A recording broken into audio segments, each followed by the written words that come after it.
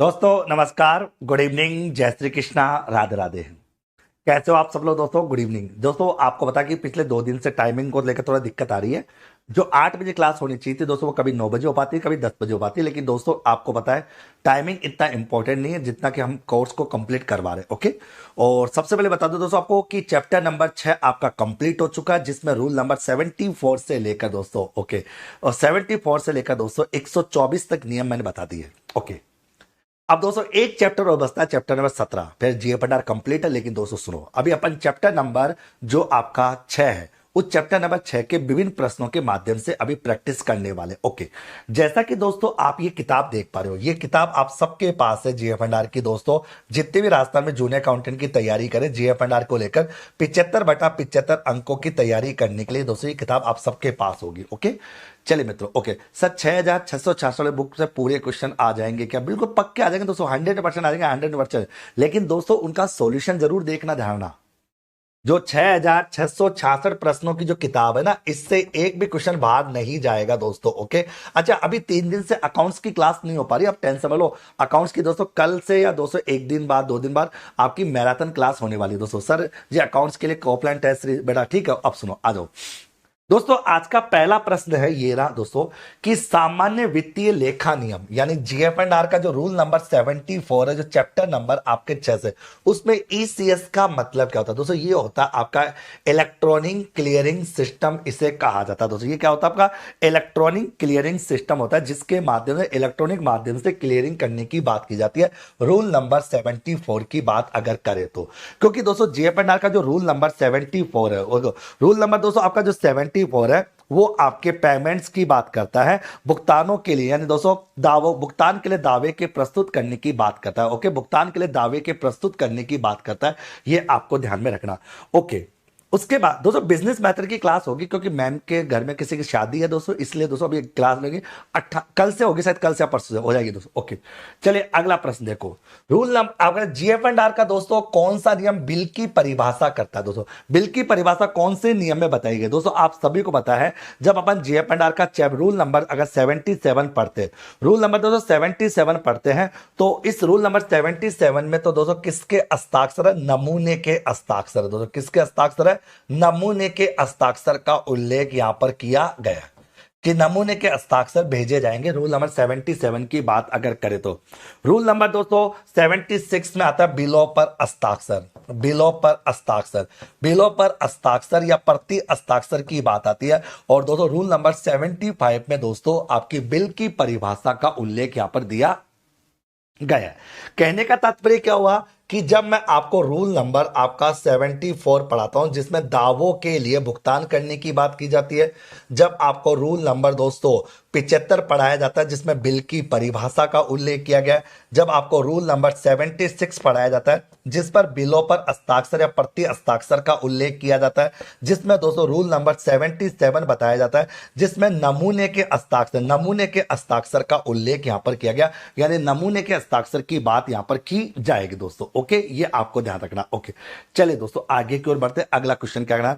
अगला क्वेश्चन है दोस्तों कि वेतन, यात्रा भत्ता, चिकित्सा प्रभार, आकस्मिक खर्चों की बात करें, आकस्मिक खर्चों की बात करें, ये कहता है दोस्तों कोई वेतन हो, यात्रा भत्ता हो, चिकित्सा प्रभार हो, आकस्मिक व्यवस्था आदि के सरकार के विरुद्ध कोई भी, आदि के सरकार के विरुद्ध कोई भी क्लेम समय अतीत, कालित अतीत। दोस्तों आप जानते हो कि हम आपके सामने चैप्टर नंबर 6 पढ़ते हैं, और चैप्टर नंबर 6 की बात आती है, उसका नाम है भुगतान। ओके। इस चैप्टर नंबर 6 का पार्ट नंबर जो 2 है, जिसमें समय अतीत दावों की बात आती है, जिसमें रूल नंबर दोस्तों आपका 89 से लेकर आपके दोस्तों 94 तक के नियम आपके वहां पर दे रखे, यानी रूल नंबर 89 से शुरू होते हैं दोस्तों। यानी अगर मानो रूल नंबर 89 से 90 या 90 मानो रूल नंबर 90 से लेकर 94 तक के नियमों की बात यहां पर की जाती है, जो समय अतीत दावों की बात करता है। तो दोस्तों रूल नंबर जो 90 है, जो आपका रूल नंबर जो 90 है, रूल नंबर 90, जिसमें यह बताया जाता है रूल नंबर 90 में क्या कहा गया, पहले ये समझने की कोशिश कि रूल नंबर 90 में कहा क्या गया। ओके सुनो, इसमें कहा गया कि वेतन है, यात्रा भत्ता या चिकित्सा प्रभार या आकस्मिक खर्चों, सहायता अनुदान आदि के सरकार, यानी ये जितने भी पेमेंट्स जो सरकार के विरुद्ध कोई भी क्लेम समय अतीत कालित होगा यदि क्लेम निम्न अवधि में प्रस्तुत नहीं किया जाता। तो अगर ये 2 साल के अंदर पेमेंट नहीं हो पाता तो उसके बाद दोस्तों समय व्यतीत हो जाता है। रूल नंबर 90 की बात अगर करें तो 2 साल का नियम दोस्तों यहां पर साफ साफ शब्दों में बताएगा, 2 साल के नियम का उल्लेख दोस्तों यहां पर साफ साफ शब्दों में किया गया है। अगला प्रश्न है कि सामान्य नियम यानी जीएफ&आर के कौन से रूप में, क्या सामान्य नियम के रूप में क्या राशि है जिसके लिए सरकारी चेक जारी नहीं करेगा। आप जानते हो 100 रुपए से कम की राशि का चेक जारी नहीं किया जाएगा, लेकिन 100 रुपए से अधिक की राशि का चेक दोस्तों जारी किया जाएगा। यानी कि दोस्तों रूल नंबर, जब हम बात करते हैं जीएफ&आर के रूल नंबर 104 की, रूल नंबर 104 में चेक की राशि का उल्लेख है, चेक की राशि का उल्लेख, रूल नंबर 104 में चेक की राशि का उल्लेख है और साफ साफ शब्दों में किया गया चेक जो 100 रुपए से कम नहीं होना चाहिए, 100 रुपए से कम का चेक किसी भी कंडीशन में नहीं होना चाहिए, चेक की राशि 100 रुपए से ज्यादा होनी चाहिए। अब देखो तो अभी हमने 4 क्वेश्चन पढ़े, हमने देखो आपको रूल नंबर 74 बताया गया जिसमें बताया गया कि दावों का प्रस्तुत किया जाना। रूल नंबर दोस्तों आपको 75 बताया गया जिसमें बिल की परिभाषा बताई गई है। रूल नंबर 76 बताया गया दोस्तों जिसमें बिल पर हस्ताक्षर प्रति हस्ताक्षर का उल्लेख किया गया, और रूल नंबर 77 बताया गया दोस्तों जिसमें नमूने के हस्ताक्षर का उल्लेख किया गया। फिर हमने रूल नंबर 90 पढ़ा कि समय अतीत दावों की अवधि बताई गई, समय अतीत दावे क्या होते हैं, और फिर हमने रूल नंबर 104 पढ़ा जिसमें चेक की राशि का उल्लेख किया गया कि चेक जो है वो आपका 100 रुपए से कम नहीं होना चाहिए, 100 रुपए से अधिक की राशि का चेक होना चाहिए। यानी कि केवल अपना प्रश्नों को हल कराना ही अपना मकसद नहीं है, आपको इस पूरे चैप्टर का रिवीजन कराना हमारा मेन मकसद है दोस्तों, कि चैप्टर नंबर जो 6 है ना वो आपकी रगों के अंदर बस जाए। और मैं आपका बसा, अच्छा बताओ दोस्तों, अभी तक मैंने 7 मिनट के अंदर जो 4 प्रश्न कराए उन 4 प्रश्नों की सहायता से रूल नंबर 74, 75, 76, 77, 90 और 104, बताओ ये 6 के 6 नियम आप लोगों को याद हुए या नहीं हुए, यस या नो, एक बार बता दो तो आगे आगे ठीक है, ठीक है, आगे आगे। अब देखो यहां तक की बात आपके सामने आ गई क्या दोस्तों। अगले उसके बाद अगर बात करते हैं यहां पर, अब अगला प्रश्न आता है आपके सामने। अगला प्रश्न क्या है उसको समझने की कोशिश करते हैं आपके सामने दोस्तों। आपका क्वेश्चन नंबर 5 कहना चाह रहा है, क्वेश्चन नंबर जो 5 है कि एक साख पत्र कब व्यपगत हो जाता है। मतलब कि दोस्तों एक साख पत्र जो होता है, अच्छा दोस्तों कहने का मतलब होता है कि एक साख पत्र, क्रेडिट की साख पत्र कब व्यक्तगत हो जाता है।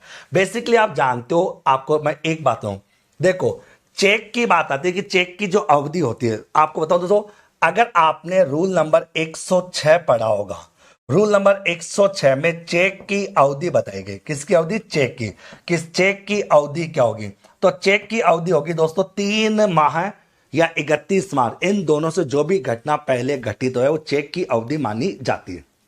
लेकिन दोस्तों यहां पर चेक के बारे में बात नहीं कर रहा, यहां पर वो साख पत्र की व्यवगत की बात करें। साख पत्र जो है दोस्तों वो आपका कब व्यवगत हो जाता है, साख पत्र को लेकर बात यहां पर की जा रही है कि एक साख पत्र की अवधि कब व्यवगत हो जाती है, इसका उल्लेख दोस्तों यहां पर किया जा रहा है। ओके दोस्तों आपको बता दो कि यहां पर साख पत्र की व्यक्ति की बात जब आती है तो यहां पर साफ शब्दों कहता है कि वित्तीय वर्ष की समाप्ति पर जिसमें वह जारी किया गया, यानी कि वित्तीय वर्ष की समाप्ति पर जिस अवधि में वो दोस्तों जारी किया उस अवधि की समाप्ति पर दोस्तों वो आपका क्या हो जाता है, व्यक्तिगत हो जाता है, लैप्स हो जाता है।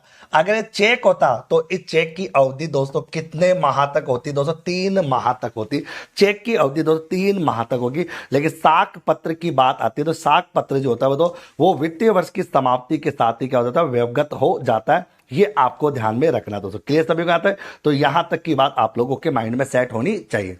अगला प्रश्न दोस्तों आप लोगों के सामने आता है, ये कहना चाह रहा है कि जीएफ&आर के कौन से नियम में, किस नियम में बिल तैयार करने और उसके प्रारूप के संबंध में उल्लेख किया, यानी बिल तैयार करने और उसके प्रारूप का उल्लेख कौन से नियम में किया गया दोस्तों। ओके दोस्तों सबसे पहले ये समझ लो कि यहां पर रूल नंबर 78 क्या कहता है, ये कहता है आपका नए कार्यालय, नए कार्यालय, ओके, नए कार्यालय, ओके, नए कार्यालय की स्थापना, ओके, स्थापना हेतु आवश्यक कार्य, मतलब नए कार्यालय की स्थापना। दोस्तों नए कार्यालय की स्थापना के समय दोस्तों किन किन अपेक्षाओं की पूर्ति की जाती है, इस बात का उल्लेख यहां पर किया गया है। जबकि रूल नंबर 79 में दोस्तों, रूल नंबर 79 बिल तैयार करने और उसके प्रारूप का उल्लेख है। बिल तैयार करने उसके प्रारूप, देखो 78 कहता है कि नया ऑफिस स्थापित करते हो या नए ऑफिस की स्थापित करने उसकी इसके लिए क्या क्या अपेक्षाएं की जाती है, क्या क्या बातें ध्यान रखनी होती है। रूल नंबर 79 में दोस्तों बिल को तैयार करने और बिल के प्रारूप का उल्लेख किया गया। बिल को तैयार करने या बिल के प्रारूप का उल्लेख यहां पर किया गया। दोस्तों रूल नंबर 80 कहता है, संदेश वाहक के माध्यम से, संदेश वाहक के माध्यम से भुगतान, संदेश वाहक के माध्यम से भुगतान। तो संदेश वाहक के माध्यम से भुगतान करने का उल्लेख रूल नंबर 80 में दिया गया। दोस्तों आगे आगे, तो अब उसके बाद आती है दोस्तों आगे आगे, ठीक है आगे। तो अब यहां पर बात को सुनना और समझने की कोशिश करना, फिर आपको बता दूं। फिर उसके बाद आपके सामने आता है दोस्तों, अगर बताओ यहां पर रूल नंबर दोस्तों आपका 81, रूल नंबर दोस्तों आपका 81 जो है वो क्या कहता है, रूल नंबर 81 कहता है पहचान पत्र पर भुगतान। रूल नंबर 81 कहता है पहचान पत्र पर भुगतान, पहचान पत्र पर भुगतान प्रस्तुत करना, यानी कि भुगतान प्रस्तुत करना, भुगतान करने की बात आती है रूल नंबर 81 की बात अगर हम करें तो। अब सुनो, मैं सारी बात समझाता हूं, सुनो। हमने पढ़ा दोस्तों आप लोगों के सामने, एक बात को सुनना। देखो हमने पढ़ा आपके सामने रूल नंबर 74, यह कहता है कि दावे प्रस्तुत करने पर, दावे के संबंध में दोस्तों प्रस्तुतिकरण की बात आती है। रूल नंबर हमने 75 पढ़ा जिसमें बिल की परिभाषा का उल्लेख किया गया। रूल नंबर 76 पढ़ा जिस पर बिल पर हस्ताक्षर या प्रति हस्ताक्षर का उल्लेख है। रूल नंबर 77 पढ़ा नमूने के हस्ताक्षर का उल्लेख है। 78 नया ऑफिस स्थापित करते समय क्या क्या अपेक्षाओं की पूर्ति की जाती है। 79 के अंतर्गत बिल तैयार करने उसके प्रारूप का उल्लेख यहां पर किया गया। ओके, उसके बाद दोस्तों रूल नंबर 80 के अंतर्गत दोस्तों संदेश वाहक के माध्यम से भुगतान करने की बात की जा रही है। और रूल नंबर 81 में दोस्तों क्या आता है, पहचान पत्र प्रस्तुत करने पर ही भुगतान किया जाएगा, पहचान पत्र प्रस्तुत करने पर ही भुगतान किया जाएगा। यह बात आप लोगों के सामने आ गया, ठीक है। अब बताओ दोस्तों सबको समझ आ रहा है। इससे पहले हमने अपना रूल नंबर दोस्तों 104 जिसमें चेक की अवधि का उल्लेख है कि चेक की राशि क्या होगी, चेक की राशि। रूल नंबर 106 चेक की अवधि का उल्लेख है। रूल नंबर 90 समय अतीत क्लेम के दावों की बात करता है, समय अतीत क्लेम के दावों का उल्लेख यहां पर किया जाता है। ये बात आप लोगों के सामने आ जाऊंगा, ठीक है। ये बात आपके माइंड में सेट होनी चाहिए दोस्तों, ओके, ठीक है। समझ आ रही सभी को। अब देखो आ जाओ, देखिए मित्रों मैं आपको एक बात बताता हूं, सुनो। अब देखो आगे, अब सुनो, एक बात को सुनना और समझने की बात यहां पर आ जाती है, ओके। समझने की कोशिश ये करना मेरे प्यारे साथियों। जनरली होता क्या है कि आप लोगों को बता दूं कि अपन क्वेश्चन तो बहुत कम करो या ज्यादा को मैटर है, अपने को रिवीजन करना होता है, बार बार हमें रिवीजन करना होता है। जितना आप इनको पढ़ोगे उतना आप लोगों को बहुत अच्छे से चीजें समझ में आपके सामने यहां पर आती जाएगी दोस्तों, ठीक है। आगे साधन, हाँ ठीक है। अब सुनो, तो अभी तक दोस्तों मैंने आपको कितने नहीं 74 बता दिया कि दावों को प्रस्तुत करने पर ही भुगतान मिलेगा। 75 में बिल की परिभाषा दी है। 76 में बिल के हस्ताक्षर यानी बिल के हस्ताक्षर और प्रति हस्ताक्षर की बात आती है। 77 में नमूने के हस्ताक्षर। 78 में नया ऑफिस स्थापित करने के लिए क्या क्या आवश्यकता होती है। 79 में बिल का प्रारूप और तैयार करना। 80 में दोस्तों संदेश वाहक के माध्यम से भुगतान। 81 में दोस्तों पहचान पत्र प्रस्तुत करने पर भुगतान किया जाएगा। उसके बाद दोस्तों आप लोग जानते हो रूल नंबर 90 में दोस्तों समय अतीत दावों की बात आती है।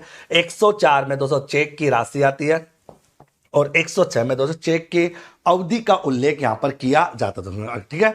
ये बात सर इनको खंडों के नाम से भी याद करना है कि नहीं दोस्तों, खंडों के नाम से याद करना चाहो तो कर लो, बाकी इतना कोई ज्यादा जरूरी नहीं है दोस्तों, ठीक है। अच्छा बताओ ये समझ में आ रहा है सबको अच्छे से। अगला प्रश्न, अब अगले प्रश्न की ओर बढ़ते हैं दोस्तों। अब देखो यहां तक, अब देखो अगला प्रश्न कहना चाह रहा है दोस्तों, बहुत ही प्यारा है, बहुत ही दुलारा प्रश्न है आप लोगों के साथ। ये कहना चाह रहा है कि समस्त चेक द्वारा सरकारी सिक्योरिटी प्रेस से मुद्रित कराए जाएंगे। बिल्कुल, आप जानते सरकार के जितने भी चेक होते हैं वो सरकारी सिक्योरिटी प्रेस से ही प्रिंटेड कराए जाते हैं। सरकार के जो चेक वगैरह होते हैं, ओके डॉट, इन सभी चेकों का स्टॉक रखने और इनको रिकॉर्ड संगारित करने के लिए केंद्रीय कोषागार होगा। उपयुक्त सेट का चुनाव करने की बात आती है। तो दोस्तों वो कौन होगा, वो होगा निदेशक कोष और लेखा कोषागार अधिकारी जो है दोस्तों जयपुर का, वो होगा दोस्तों जो इन सभी चेकों को सिक्योर रखेगा, इनकी सिक्योरिटी करने की जिम्मेदारी होगी डायरेक्टर कोष और लेखा कोषागार अधिकारी जो ट्रेजरी होता है उसके पास दोस्तों यहाँ पर आपके सामने सिक्योरिटी रखने की जिम्मेदारी होगी। यानी चेकों को संभाल कर रखना हो या चेकों को रखने की जिम्मेदारी हो तो ये सब आपके सामने यहाँ पर आ जाएगी। ठीक है कि चेकों को पूरी प्रॉपर तरीके से सुरक्षित रखने की जिम्मेदारी रहेगी, यहां पर इनके पास चेक सुरक्षित रखे जाएंगे। ओके दोस्तों, अगला प्रश्न आपके सामने आता है, ये कहता है कि सरकार के विरुद्ध दावों का, सरकार के विरुद्ध जो क्लेम आप लेते हो, सरकार के विरुद्ध दावों का एक विवरण, एक वितरण जिसमें सकल या मदवार दावे के स्वरूप या राशि का ब्यौरा होता है और इसमें साधारण रसीद शामिल है, उसको कहते हैं हम दोस्तों, उसे क्या कहेंगे? व्यय विवरण पत्र कहेंगे, बिल बोलेंगे या बाउचर बोलेंगे, क्या बोलेंगे? तो बेसिकली सरकार के विरुद्ध दावों का एक विवरण, सरकार के विरुद्ध दावों का एक विवरण जिसमें सकल यानी ग्रॉस और मध्यबार यानी आइटम आधारित दावों के स्वरूप और राशि का संपूर्ण विवरण होगा, उस रसीद को बेसिकली हम क्या कहते हैं दोस्तों यहां पर? ओके, आगे उस रसीद को बेसिकली क्या कहा जाता है, रसीद वो क्या कहलाती है, ये प्रश्न आप लोगों के सामने था कि वो रसीद जो होती है दोस्तों वो बेसिकली क्या कहलाती है। अब बताओ, क्या उसे बिल बोलते हैं या दोस्तों उसे बाउचर कहते हैं? ये आपको समझना कि वो बिल होता है या बाउचर होता है। तो दोस्तों अपन कह दे कि वो आपका एक प्रकार का बिल होता है। क्या होता है दोस्तों? एक प्रकार का बिल होता है, वो आपका एक प्रकार का क्या होता है? बिल होता है। ओके, क्योंकि दोस्तों रूल नंबर आपके 74 की 5 की बात करें, रूल नंबर 75 में दोस्तों साफ साफ बिल की परिभाषा का उल्लेख यहां पर किया गया कि एक्चुअल में बिल की परिभाषा क्या होती है। जो ये सारी जो बात आप लोग पढ़ पा रहे हो ये आपके नियम नंबर किसकी है? 75 की, जिसमें बिल की परिभाषा, क्योंकि रूल नंबर 75 में बिल की परिभाषा बताई गई है कि एक्चुअल में बिल होता क्या है। जीएफएनआर की भाषा में बिल कहते किसे, तो बिल का मतलब क्या होता है? तो यहां पर सरकार के विरुद्ध दावों का एक विवरण जिसमें दोस्तों ग्रोथ या मध्यवार दावे के स्वरूप और राशि का विवरण होता है, ब्यौरा होता है, और इसमें साधारण रसीद भी शामिल होती है। उस रसीद को दोस्तों हम बिल बोलते हैं। क्या बोलते हैं? बिल कहते हैं। और यह बात जीएफएनआर के रूल नंबर 75 में इस बात का साफ साफ उल्लेख यहां पर किया गया। ओके दोस्तों, वापस आ जाइए, जितना आप सुनोगे उतना आपको याद होता जाएगा। दोस्तों अभी तक हमने क्वेश्चन 8 किए, लेकिन दोस्तों नियम बहुत पढ़ लिए। हमने रूल नंबर 74 पढ़ा जिसमें दावों को प्रस्तुत करने की, दावों के लिए प्रस्तुतिकरण की बात आती है। रूल नंबर 75 में हमने बिल की डेफिनेशन पढ़ी। रूल नंबर 76 में बिल पर हस्ताक्षर और प्रति हस्ताक्षर का उल्लेख है, बिलों पर हस्ताक्षर और प्रति हस्ताक्षर। रूल नंबर 77 है नमूने के हस्ताक्षर। रूल नंबर 78 में नया ऑफिस सृजित करने के संबंध में अपेक्षा है। रूल नंबर 79 में बिल तैयार करना, उसके प्रारूप का उल्लेख है। रूल नंबर 80 में दोस्तों संदेश वाहक के माध्यम से भुगतान। रूल नंबर 81 में दोस्तों यानी पहचान पत्र प्रस्तुत करना होगा। रूल नंबर दोस्तों 90 समय अतीत दावों की बात की जाती है। रूल नंबर 104 चेक की राशि का उल्लेख होता है। रूल नंबर 106 जिसके अंतर्गत चेक की अवधि बताई गई है कि चेक की अवधि क्या होगी, चेक की अवधि क्या होगी, ये बात आप लोगों के सामने यहां पर आनी चाहिए दोस्तों। ओके चलिए, मैं तो आ रहा मजा। देखो मित्रों, आप सभी को जीएफएनआर में 75 बेटा 75 नंबर चाहिए ना, तो इतना ही कहूंगा, डेली 8 से 8:30 आ जाना बस। कभी कभार टाइम बदल जाता है, आधा घंटा तुमको डेली मेरे साथ पढ़ना बस। सर ऐसे पढ़ाई करो, मजा आ रहा है। दोस्तों मैं कह रहा हूं ना, आपको बस आधा घंटा मेरे साथ रहना है, इतना वादा मेरे से कर लो कि आधा घंटा मेरे साथ। जितने भी विद्यार्थी यहां पर, सबका सिलेक्शन कराने की जिम्मेदारी मेरी है। बस आपको डेली आधा घंटा मेरे को देना है। अभी अपन आधा, डेली आधा घंटा पढ़ेंगे दोस्तों, क्योंकि कोर्स अपना पूरा हो गया, एक चैप्टर बचा दोस्तों, कंप्लीट पूरा। चले मित्रों आ जाओ। फिर उसके बाद दोस्तों क्या आ जाता है, रूल नंबर ये कहता है दोस्तों आपका कि 1000 से अधिक के सभी बाउचर, उप बाउचर कहां भेजेंगे? महालेखाकार को। कि 1000 से अधिक के जो भी उप बाउचर होंगे दोस्तों, यानी 1000 रुपए से अधिक के जितने भी बाउचर होंगे उन सभी को महालेखाकार के पास भेजा जाएगा। तो महालेखाकार को बाउचर भेजने की बात आती है दोस्तों कि अगर बात है तो यहां पर दोस्तों 1000 से अधिक के सभी बाउचर, सर 1000 नहीं अपन कह सकते हैं। यहां पर अगर बात आती है कि 1000 से अधिक की बात आती है, 1000 नहीं सर 3000 किलो, 3000 से अधिक के बाद तो ये महालेखाकार के पास भेज जाएंगे। और ये बात कौन बोलता है दोस्तों? ये आपका रूल नंबर दोस्तों आपका 131 बोलता है। रूल नंबर 121, रूल नंबर आपका 121 यहां पर बोलता है। रूल नंबर 121 का उल्लेख यहां पर साफ साफ किया गया दोस्तों। क्लियर? सभी को क्लियर आता है? ओके तो यहां पर रूल नंबर 121 की बात यहां पर की जाती है, जिसमें कहा जाता है दोस्तों कि जिन वाउचरों को जहां पर दोस्तों कहा जाता है कि दोस्तों कि 3,000 से अधिक के उप वाउचर जो होंगे वो कहां भेजे जाएंगे, महालेखाकार के पास भेजे जाएंगे। दोस्तों अब सुनो, अब सुनिए, अब देखो, अब सुनो, यहां सुनिए, समझने की कोशिश करना। ये बात रूल नंबर आपका कौन बोलता है, ये बात रूल नंबर दोस्तों आपका 121 बोलता है। रूल नंबर 121 में कहा जाता है कि उप वाउचर्स की राशि अगर 3,000 या उससे अधिक है तो वो महालेखाकार के पास भेजे जाएंगे। ओके, ये आपको ध्यान रखना। अब सुनो, तो वापस अपन याद करें, अब याद करेंगे थोड़ी देर में। फिर अगला आता है दोस्तों क्वेश्चन में 10वां कहना है। क्वेश्चन में 10वां जो है वो कहना चाह रहा है आप लोगों के सामने, ये कहता है कि चेक या बिल कब वाउचर बन जाता है।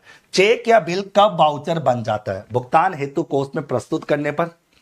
ओके, उसके बाद आ जाता है महालेखाकार राजस्थान द्वारा अंकित करने पर, विधिवत रसीद देने व उस पर भुगतान किया या निरस्त करने के मोहर लगने पर। तो उसके बाद ओके आप जानते हैं, तो अच्छा, तो आंतरिक तो आप जानते हो दोस्तों, ये बात आपको बता दो यहां पर कि जब अपन रूल नंबर 117 पढ़ते हैं, रूल नंबर 117 पढ़ते हैं, रूल नंबर 117 में लिखा गया कि कोई भी बिल या कोई भी चेक विधिवत चेक देने पर या उस पर भुगतान कर दिया या निरस्त कर दिया कि मोहर लगने के बाद दोस्तों वो क्या बन जाता है, वाउचर बन जाता है, according to rule number 117। Rule number 117 की बात यहां पर आपकी बात है। आगे अब देखो, सुनना और समझने की कोशिश करना। जब हम रूल नंबर दोस्तों 121 पढ़ते हैं तब तो हम कहते हैं कि जो उप वाउचर होता है और वो निर्धारित राशि से ज्यादा होता है तो वो महालेखाकार एजी के पास भेजा जाता है। यानी उप वाउचर को एजी के पास भेजने की शर्त जो है वो रूल नंबर 121 में और रूल नंबर 117 में कोई चेक या बिल वाउचर कब बनता है उस बात का उल्लेख किया गया है। यानी कोई चेक अगर बात है तो कोई चेक या कोई बिल जो है मित्रों वाउचर कब बन जाता है उसकी डेफिनेशन जो है रूल नंबर 117 में यहां पर बताई गई है।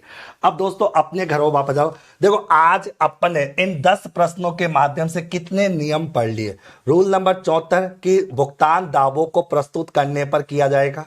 75 में दोस्तों बिल की परिभाषा है। 76 में बिल पर हस्ताक्षर और प्रति हस्ताक्षर का उल्लेख है। 77 में दोस्तों नमूने के हस्ताक्षर का उल्लेख किया गया। 78 में नया कार्यालय स्थापित करने की अपेक्षाओं की पूर्ति की गई है। 79 में दोस्तों बिल तैयार करना उसके प्रारूप का उल्लेख है। 80 के अंतर्गत दोस्तों आप जानते हो 80 के अंदर भुगतान हेतु 80 के अंतर्गत दोस्तों यहां पर आपके सामने आएगा कि भुगतान की बात आती है कि संदेश वाहक के माध्यम से भुगतान होगा। 81 में दोस्तों भुगतान का पहचान पत्र पर भुगतान किया जाएगा। 90 में समय अतीत की बात आती है, समय अतीत क्लेम की बात की जाती है। 104 में चेक की राशि है। 106 में चेक की अवधि है। 117 में कोई बिल या चेक वाउचर कब बनता है और 121 में दोस्तों कोई भी उप वाउचर महालेखाकार के पास कब भेजा जाता है। कोई भी उप वाउचर महालेखाकार के पास कब भेजा जाता है, यह बात रूल नंबर 121 कहता है। ओके, समझ आ रहा है सभी को? अब सुनो, अब मेरी बात को सुनना और समझने की कोशिश करना। मैंने आपको दोस्तों आज अभी अपन बात करें क्योंकि 22-23 मिनट की क्लास की बात करें, इस क्लास में हमने एक तो पढ़ा रूल नंबर रूल नंबर 74 पढ़ा। रूल नंबर 74 तो साफ साफ शब्दों के भुगतान के लिए दावों का प्रस्तुत किया जाना जरूरी है। रूल नंबर 75 कहता है बिल की परिभाषा बताई गई कि बिल क्या होता है। रूल नंबर दोस्तों आपका 76 बिल पर हस्ताक्षर और प्रति हस्ताक्षर कौन करेगा। रूल नंबर 77 में दोस्तों नमूने का हस्ताक्षर करने की बात आती है। रूल नंबर 70 नया ऑफिस स्थापित करने की अपेक्षाओं की पूर्ति आती है। रूल नंबर 79 बिल तैयार करना उसके प्रारूप का उल्लेख है। रूल नंबर 80 संदेश वाहक के माध्यम से भुगतान करने की बात आती है। रूल नंबर 81 के अंतर्गत दोस्तों रूल नंबर 81 के अंतर्गत बताया जाता है कि पहचान पत्र के माध्यम से पेमेंट होगा। फिर रूल नंबर 90 आया था, समय अतीत दावों की बात की गई थी जिसमें 2 वर्ष की अवधि बताई गई थी। रूल नंबर 104 में चेक की राशि का उल्लेख है। दोस्तों रूल नंबर 106 में चेक की अवधि का उल्लेख है। रूल नंबर 107 में कोई भी चेक या बिल वाउचर कब बनता है। रूल नंबर 121 में किसी भी उप वाउचर को महालेखा अधिकारी के महालेखाकार पर कब भेजा जाता है, इस बात का उल्लेख यहां पर किया जाता है। कहने का मतलब दोस्तों आप देखा 1 2 3 4 5 6 7 8 9 10 11 12 13, मतलब कि हमने 13 नियम पूरे पढ़ डाले। आप सभी को पता है दोस्तों, आप सभी को पता है आपका कॉन्फिडेंस कितना लेवल। अभी आज 18 तारीख होगी, देखो इस महीने में हो गए दोस्तों 13 दिन और बाकी बचे 10 दिन, तो 23 दिन हो गए, मैं 22 दिन मानता हूं। अगर दोस्तों तुम डेली के अगर 10 नियम भी पढ़ते हो ना, 10 पढ़ना ही नहीं दोस्तों, तुमको डेली के पढ़ने केवल 6 नियम, तो 6 दूनी 12 और 132, मतलब दोस्तों डेली के आपको 6 नियम पढ़ने, क्योंकि टोटल मिला के आपके 130 नियम ही है दोस्तों। जब आप जीएपन डाल के टोटल 130, अब आप सोचो दोस्तों 6 नियम पढ़ने में 6 मिनट लगती है, तो तुम जीएपन डाल को घबरा क्यों रहे हो। और मैंने दोस्तों आपको 25 मिनट की कक्षा में कितनी बार इन सभी नियमों को रटा दिया। मतलब आपको आज से भी अगर आप पढ़ाई करो ना, आज से भी कि सर हम जीएपन डाल आज से भी पढ़ना चाहते हैं, तो आप सबके पास जीएपन डाल की बुक होनी चाहिए। और डेली के आप ये बांध लो गांठ की हमको डेली के 10 नियमों को रटना है, 10 नियम रटने।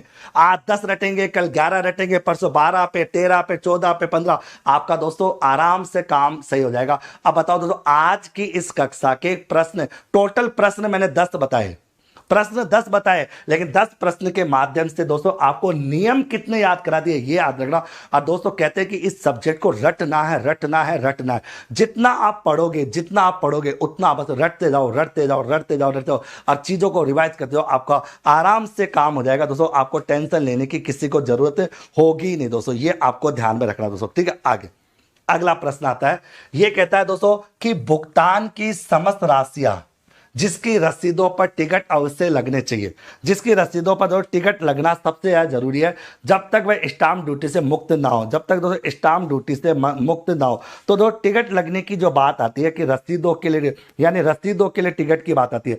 आपने देखा दोस्तों जब आप लोग रूल नंबर 85 पढ़ते थे, रूल नंबर 85 में रसीदों पर टिकट का उल्लेख किया गया था। जब रसीद की राशि 5,000 या उससे ज्यादा होती है, तो 5,000 या दोस्तों उससे ज्यादा होती है, सॉरी 5,000 से ज्यादा, 5,000 से अधिक होती है, 5,000 से अधिक होती है। अगर 5,000 रुपए से अधिक, 5,000 रुपए तक की रसीदों पर दोस्तों स्टाम्प ड्यूटी, कोई टिकट नहीं लगता। जीएफएनआर का रूल नंबर 85 में दोस्तों, रूल नंबर 85 में रसीदों पर टिकट लगाने की बात की जाए कि रसीदों पर टिकट लगाने का जो उल्लेख है, रसीदों पर टिकट लगाने का जो उल्लेख है वो आपके रूल नंबर 85 में बताया गया, और कहा गया 5,000 से अधिक की कोई भी रसीद होगी उस पर टिकट लगाने का उल्लेख दोस्तों यहां पर किया गया दोस्तों। ओके, आगे क्लियर सभी को यहां तक। अगला पॉइंट, अगला प्रश्न दोस्तों बार बार कहना चाह रहा है कि आयकर बिक्री कर की बात आती है, तो आयकर और बिक्री कर को लेकर दोस्तों यहां पर बात आपके सामने आ रही है। वो कहना क्या चाह रहे हो, ये कहना चाह रहा है कि आयकर बिक्री कर संबंधी कटौती का प्रावधान जेपड़ा के कौन से रूल में।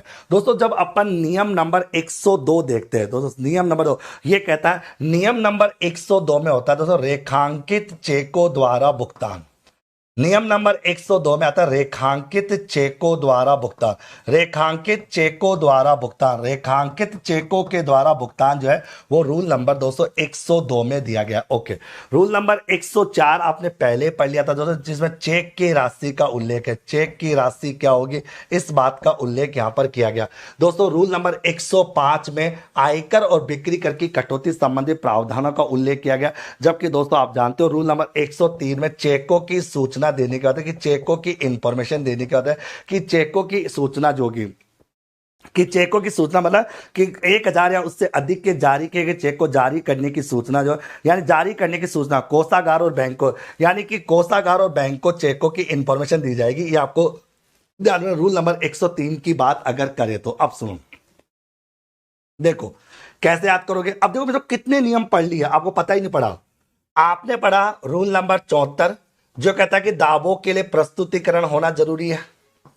रूल नंबर 75 जिसमें आपने बिल की परिभाषा की बात की गई है। रूल नंबर 76 दोस्तों जिसमें बिल पर हस्ताक्षर और प्रति हस्ताक्षर का उल्लेख है। रूल नंबर 77 नमूने के हस्ताक्षर के उल्लेख की बात की गई। 78 में नया कार्यालय खोलने पर क्या क्या अपेक्षाएं की जाती है उसकी बात की जा रही है। उसके बाद 78 में, उसके बाद अगर बात करें पे रूल नंबर 79 की बात है, रूल नंबर 79 में दोस्तों आप जानते हो बिल तैयार करना उसके प्रारूप का उल्लेख है। 80 में संदेश वाहक के माध्यम से भुगतान की बात आती है। 81 में दोस्तों पहचान पत्र के प्रस्तुतिकरण का भुगतान किया जाएगा। 85 के अंतर्गत दोस्तों 85 के अंतर्गत टिकट, रसीदों पर टिकट, यानी रसीदों पर टिकट का उल्लेख किया गया है। 90 में दोस्तों आपने पढ़ा समय आती दावों की बात की जा रही है। फिर उसके बाद 102 में रेखांकित चेकों की बात की जा रही है। 103 में चेकों की सूचना बैंक कोषागार को देने की बात आती है। 104 में चेक की राशि 100 रुपए से अधिक होनी चाहिए। 105 के अंतर्गत दोस्तों आप जानते हो आयकर और बिक्री कर की कटौती होनी चाहिए। और 106 में चेक की इंफॉर्मेशन होगी। 117 में दोस्तों बाउचर की परिभाषा बताई गई है। 121 में उप बाउचर की इंफॉर्मेशन महालेखाकार को देनी चाहिए। ये नियम आपको याद करने हैं। अब बताओ मित्रों कितने हो गए? 1 2 3 4 5 6 7 8 9 10 11 12 13 14 15 16 17, मतलब टोटल मैंने आपको 17 नियम दोस्तों इन 12 प्रश्नों के माध्यम से याद करा दिए।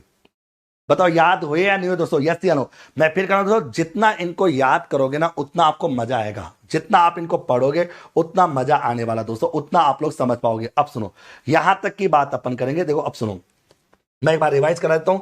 देखो आपने कैसे पढ़े, रूल नंबर 74 पढ़ा, एक बार पूरा रिवाइज करो दोस्तों आज के लिए। 74 में भुगतान के प्रस्तुत यानी भुगतान दावों के लिए भुगतान का प्रस्तुतिकरण। 75 में दोस्तों बिल की परिभाषा। 76 में दोस्तों बिल पर हस्ताक्षर प्रति हस्ताक्षर। 77 में दोस्तों नमूने के हस्ताक्षर। 78 में नया कार्यालय स्थापित करने की अपेक्षाओं की पूर्ति। 79 में दोस्तों बिल तैयार करना उसके प्रारूप का उल्लेख। 80 में संदेश वाहक के माध्यम से बिल का भुगतान। 81 में दोस्तों पहचान पत्र का प्रस्तुत किया जाना। उसके बाद दोस्तों आप जानते हो अगला 85 में दोस्तों आप जानते हो 85 के अंदर रसीदों पर टिकट का उल्लेख है। 90 में समय अतीत दावों की बात की जा रही है। 102 के अंतर्गत दोस्तों 102 के अंदर बिल की इंफॉर्मेशन। 102 की बात अगर अपन करते हैं जिसमें रेखांकित चेक की बात आती है, रेखांकित चेक के माध्यम से भुगतान होना चाहिए। 103 में दोस्तों बिल की बैंक चेक की सूचना कोषागार और बैंक को देना। 104 में चेक की राशि। 105 के अंतर्गत दोस्तों आप जाने आयकर और बिक्री कर की कटौती। 106 के अंतर्गत दोस्तों आपकी चेक की अवधि का उल्लेख है। 117 में दोस्तों उप बाउचर की परिभाषा और 121 में उप बाउचर महालेखाकार के पास भेजने का उल्लेख यहां पर किया गया दोस्तों। ओके, अब बताओ मित्रों आज की टॉपिक आधे घंटे की क्लास में आपको क्या क्या समझ में आया दोस्तों? मजा आया नहीं आया दोस्तों? देखो मित्रों मैं चाहूं तो 2 घंटे लगातार पढ़ा सकता हूं, बट दोस्तों ऐसा काम नहीं करना, मतलब नहीं करना। ये मैराथनों के चक्रों में नहीं पढ़ना दोस्तों। आपका दिमाग कैसे होना चाहिए प्लानिंग बताता हूं।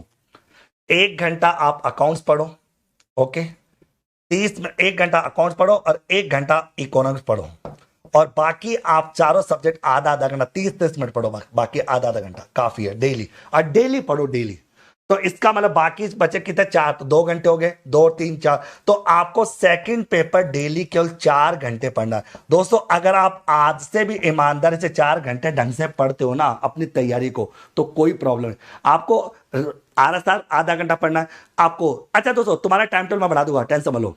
तुम तो ये बताओ कि आज इस आधे घंटे की क्लास में जितने नियम मैंने आपको याद कराए वो सारे नियम आप लोगों को याद हो गए क्या? क्योंकि आपको पता है सबसे बड़ा चैप्टर आपका चैप्टर नंबर 6 ही है। आपका सबसे बड़ा चैप्टर नंबर 6 ही है दोस्तों, उसके बाद छोटे छोटे, और आपका सिलेबस में एक ही टॉपिक बचा 17 नंबर का चैप्टर, वो अपन देख लेंगे बाद में, उससे कोई मतलब नहीं।